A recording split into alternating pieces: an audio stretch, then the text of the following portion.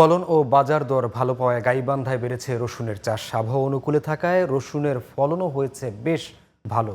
রোগবালাই এবং পরিচর্যা ব্যয় কম হওয়ায় মশলা জাতীয় এই ফসল আবাদ করে আর্থিকভাবে লাভবান হচ্ছেন চাষিরা।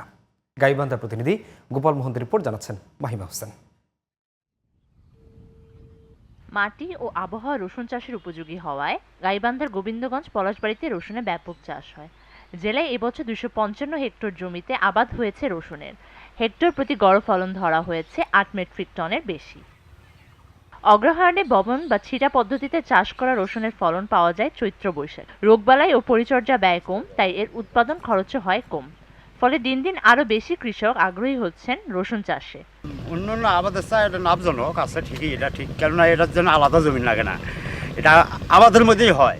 একটা ফসল আছে, মানে আছে পটল আছে, পটলের ধার দিয়ে পটলের শুলি দিয়ে বরাবর 1 লাইন করে রসুন গাড়া হয়। রসুনের আবাদ মোটামুটি আল্লাহ রহমত ভালো, কিন্তু রসুন আমরা ঘরে রাখতে পারি, সুগন্ধি জিনিস তো ঘর থাকে, ওই জন্যই আমরা আমাদের লোকসানটা কম হয়।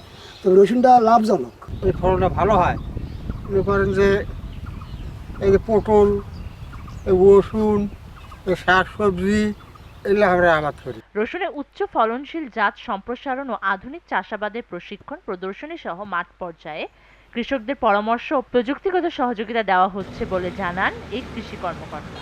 উপসহকারী কৃষি কর্মকর্তা, আমাদের কৃষি সম্প্রসারণ কর্মকর্তা ছাড়াও ডিএইর যে আরও কর্মকর্তা কর্মচারী আছে, তারা সবসময় কৃষকের পাশে থাকতেছে। রসুনের যদি কোনো রোগবালাই বা পোকামাকড় হয় তাহলে সার্বক্ষণিক মাঠে থেকে তাদেরকে পরামর্শ দিচ্ছে এবং বলতেছে যে আপনারা বেশি বেশি রসুন করেন এবং রসুন করে লাভবান হন। দেশে রসুন চাষ বৃদ্ধি পেলে আমদানি নির্ভরতা যেমন কমবে, লাভবান হবেন কৃষকরাও। মাহিমা হোসেন, জিটিভি নিউজ।